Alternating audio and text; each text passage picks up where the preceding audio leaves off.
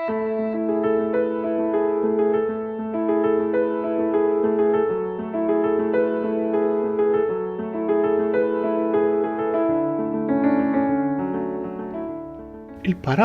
bħala forma letterarja, forma ta' rakkuntar, forma ta' komunikazzjoni, ma vvintomx Ġesu, ma nsibuhomx l-ewwel darba propju fit-Testament il-ġdid fl-Evanġeli.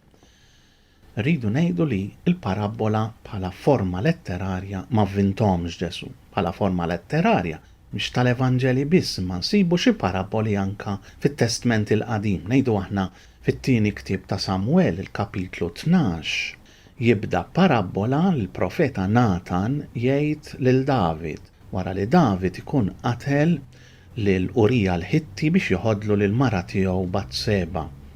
Wara il-parabola li jgħidlu dwar tnejn min-nies, wieħed li kellu ħafna mrieħel ta' naċ u bejjem oħra, biex jitma' lil ħabib tiegħu li ġie mill-vjaġġ jieħu ħarufa mhux mill-imrieħel tiegħu, mill-ħafna mrieħel tiegħu, imma l-ħarufa ta' ġar tiegħu li ma kellux ħlief din il-ħarufa.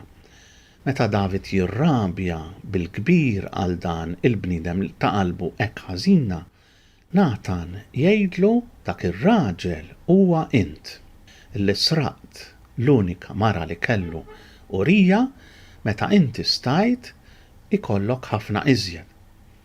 Id-dettalji tal-istorja wasslu lil David jara kemm ħaqqu kastig kbir dak is-sinjur li kellu mrieħel sħaħ ta' naġ biex imbagħad l-eluq tagħha jġelu jaraf il-ħażen li jagħmel hu stess u ma jkunx jista' jaħrab mir-responsabbiltà tal-mewt u tal-adulterju fil-każ ta' Urija u l-mara tiegħu Batseba. Il-ktieb tal-Imħalfin kapitlu 9 insibu parabola oħra dwar is-siġar illi riedu jaħtru sultan fuqhom. Imorru l-ewwel għand is-siġar tajbin, tina d-dielja żebbuġa u dawn ma jaċċettawx. Imma jaċċetta li jkun sultan fuqhom l-ollieq, ix-xewk. It-talima tal-parabola f'dal każ toħroġ illi meta mqabbla mas-slaten li riedu fuqhom il-poplu Ludi, il-parabola twassal il-messaġġ issa jekk tridu lil xi ħadd sultan fuqkom, tridu wkoll taċċettaw il-konsegwenzi tal-għażla tagħkom. Fil-tieni ktieb ta' Slaten ukoll fil-kapitlu 14 insibu parabola oħra dwar siġar ukoll. Hemmhekk għandna ulied Ġehowas, is-sultan ta' Iżrael, u Amasija, sultan ta' Ġuda, forma ta' parabola dwar l-ollieq tal-Libanu li jibgħat jgħid liċ-ċedru li hemm fil-Libanu wkoll u jgħidlu biex jagħtih lil bintu bħala mart ibnu. Ma jgħaddu l-bejjem selvaġġi li hemm fil-Libanu u jafġu l-ollieq.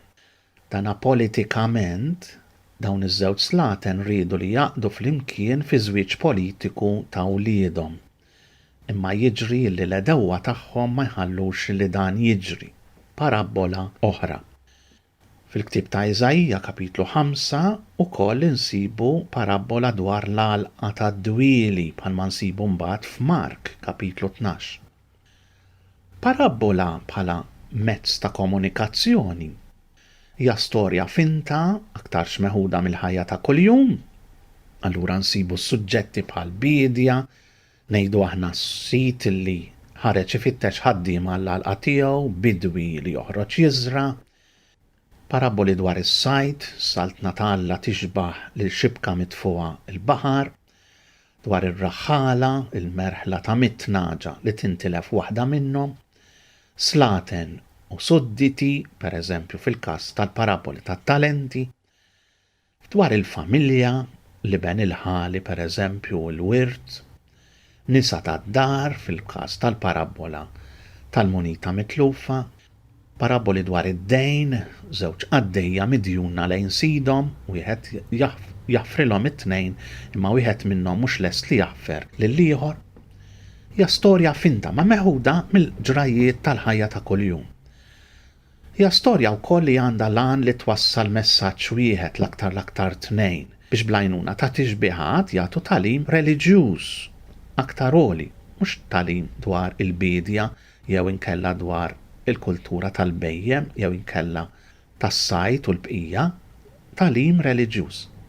U mhux qiegħda hemm biex iżżejjen it-talim, mhux biex iżżomm in-nies attenti, mhux biex jgħidu Ġesu kemm kien jaf jirrakkonta, imma għat-talima reliġjuża tagħha. Mill-mod kif tintiseġ, il-parabola għandha l-iskop ġenerali li tfarfar it-trab mill-kuxjenza jew mill-mod taħsib ta' min jismagħha. Jekk il-lut kienu jemmnu illi il-proxmu huma biss il-lut l-oħra, fil-parabola ta' Samaritan it-tajjeb Ġesu juri illi il-proxmu huwa kulħadd. Bħalma anka l-edewa ta' xulxin huma proxmu ta' xulxin bħal fil-parabola ta' Samaritan it-tajjeb. Jew inkella Alla huwa sit jew huwa missier. Ġesu jgħid il-parabola tal-iben il-ħali biex propju juri Ġesu huwa missier u mhux xi sit bħalma kien qiegħed iżommu l-iben il-kbir lill-missieru billi jobdi kull kmand tiegħu, kull kelma tiegħu. Il-missier ma rridx li joliedu iġibu ruħhom miegħu bħala sit imma bħala missier. Parabola tal-ħaddiema fl-għalqa għal Alla pereżempju jgħod mhux kemm taħdimlu imma kif, kemm tpoġġi qalbek għax huwa sit twajjeb. Imbagħad parabola għandha l-iskop li qudiema min jismagħha irid jieħu deċiżjoni skont il-messaġġ tagħha. Mhux biex jisebbaħ it-talim tiegħu imma biex min jismagħha l-parabola tiegħu Ġesu ikun jista' jieħu pożizzjoni jew law jew le u jistaqsi x'irrid nagħmel mela quddiem il-messaġġ ta' din il-parabola.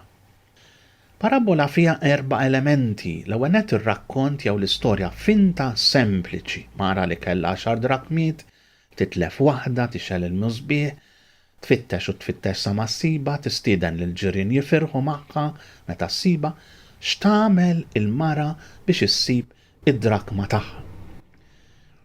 Imbagħad għandna it-talima għolja moħbija f'dik il-parabola f'dik l-istorja.